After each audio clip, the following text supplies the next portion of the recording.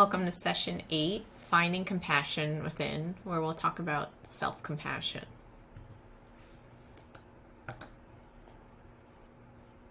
Self-compassion is really about cultivating a kind and non-judgmental awareness of oneself, because treating yourself with kindness and understanding really is essential for emotional well-being.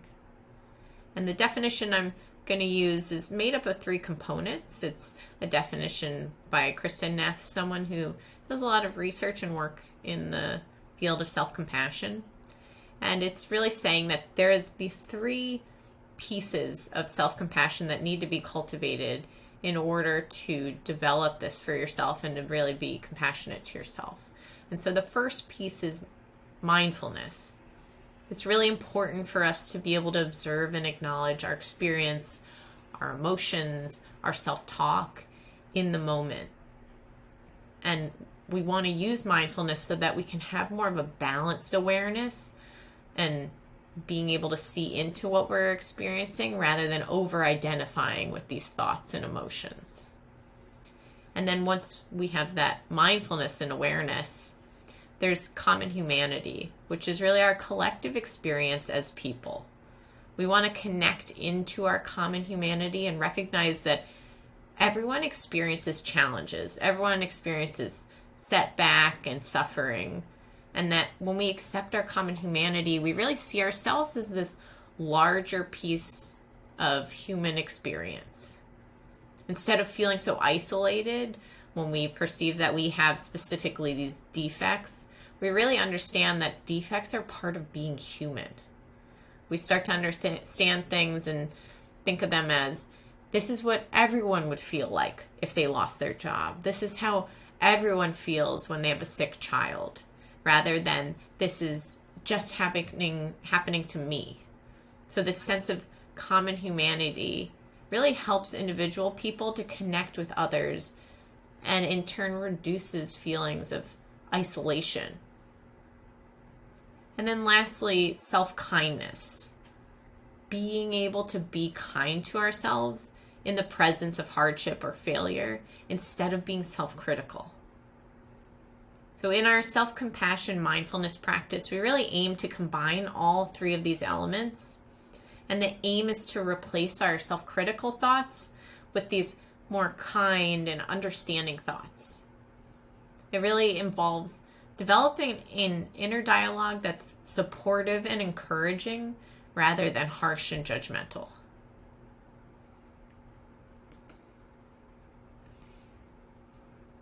Now I'm just going to touch on some misconceptions that I think self-compassion brings up for people that can be barriers to practicing it or really wanting to be more curious about it.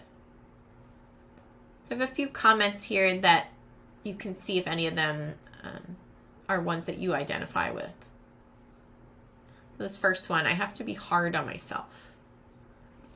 There's this frequent misconception that a harsh internal dialogue with ourselves is really needed for us to achieve our goals or to succeed. But the self-internal criticisms that we have actually have been shown to undermine motivation rather than increase it. We can only take so much harsh internal dialogue, harsh comments to ourselves before we actually end up resorting to much less adaptive ways of coping, such as emotional avoidance or distraction or numbing. And along with that, the second piece of self-compassion gets in the way of being high achieving, that my tough internal critic drives me towards success. Some people believe, like we're kind of touching on, that this tough internal critic is really their primary driver of accomplishment. But is that true? Sometimes this internal critic wants something good for us, like professional success. But a lot of the times, it's just an old tape from childhood that's full of doubts about us. So it isn't really the internal critic that makes us succeed. It's our own innate skills and abilities and efforts. And in that sense, self-compassion really actually supports us rather than derails our plans. Moving on to the next one, showing self-compassion will make me weak. We're frequently socialized to believe that compassion in general is somehow soft or weak. But compassion can also be fierce. Think about people like Martin Luther King Jr., Mother Teresa. Self-compassion is really, it's not about turning into a doormat. It's about relating to your own experience with kindness. If you aren't kind to yourself, who will be? And then this last one, that this sounds like self-pity. And to differentiate, when we are lost in self-pity, the sense of self is so much more enhanced. We feel tense, immobilized, contracted. The whole world kind of seems to collapse around what I'm experiencing, around my pain, or what it means in my life or to me. The self-talk is usually along the lines of, why me? And this is unfair. And then we feel sorry for ourselves. But self-compassion, on the other hand, it's actually the opposite. We feel what it feels like for anybody to experience this, or anybody who has experienced this thing we're experiencing already. We see that it's not just us. This is just what it's like to be alive. Nobody can and nobody will escape suffering or pain. This is just what it is to be human. And that's how self-compassion sees it. For example, if you're laid off from work and you're worrying about paying the rent next month, the internal self-pity type talk might be, I can't believe this happened to me. This is unfair. I don't deserve this. What am I going to do? And on the other hand, the dialogue of self-compassion might be, this is hard, even a little scary, and this is what it's like for everyone that's maybe lost a job and is struggling with losing a job. I can have an intention to be particularly kind to myself during this time.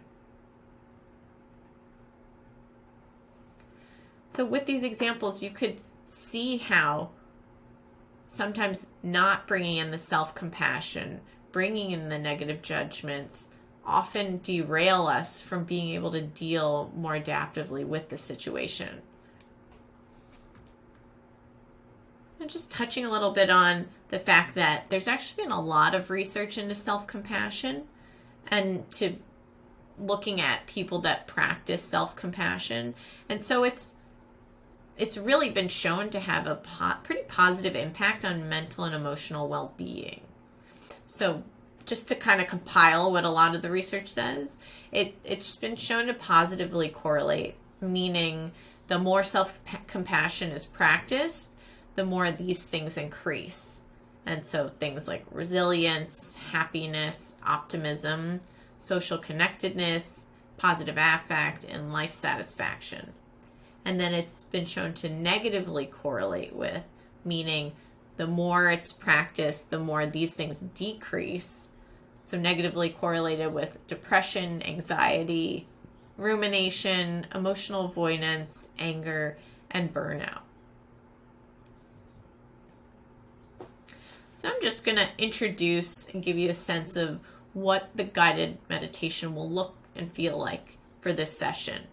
So we'll be incorporating in supportive touch with a self-compassion break. And a supportive touch is providing yourself with physical touch, whether that's your face, hands on your face, your heart, your tummy, one hand held in the other, whatever feels right for you.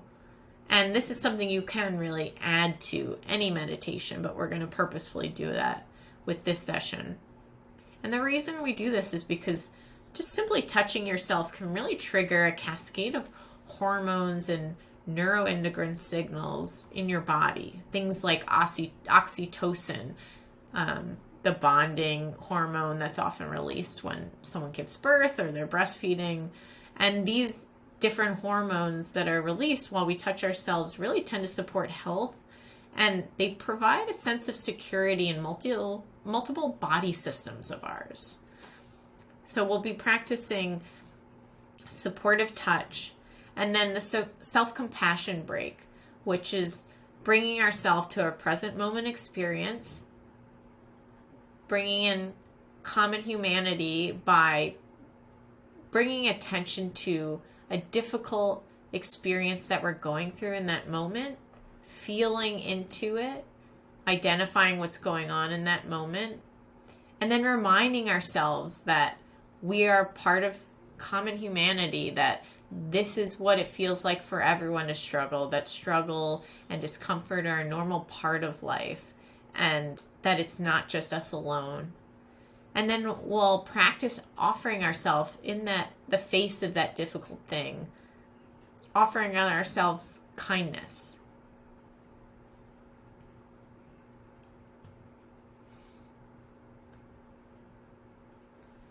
So I encourage you to practice self-compassion with a sense of ease and self-awareness. And this is a common theme throughout these sessions, the idea that you're the expert on yourself and that you need to know when to open up and when to remain more closed, and that either one is okay. Self-compassion is an emotional resource that we use to endure difficult emotions. So it's a resource that we bring to our toughest experiences and our moments of suffering.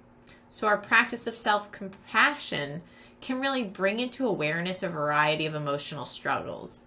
As I mentioned, we're going to be looking at and turning towards something difficult going on for us. So I also want to be able to give you permission to be skillful and to know when you need to move away from hard spots and when you can lean into the discomfort. So just pay attention to whether you're opening up to the practice or whether you notice yourself closing up to it. And you'll notice with opening, there's kind of more a sense of spaciousness, curiosity about meeting challenges, versus closing up, a little bit more of a tightening up or avoiding or turning away from what's happening. And I really want to emphasize that opening is not always preferred. That closing up to something that's too difficult in the moment is also a skillful choice. So when we do this, we really respect what our capacity is in that moment. So give it a try.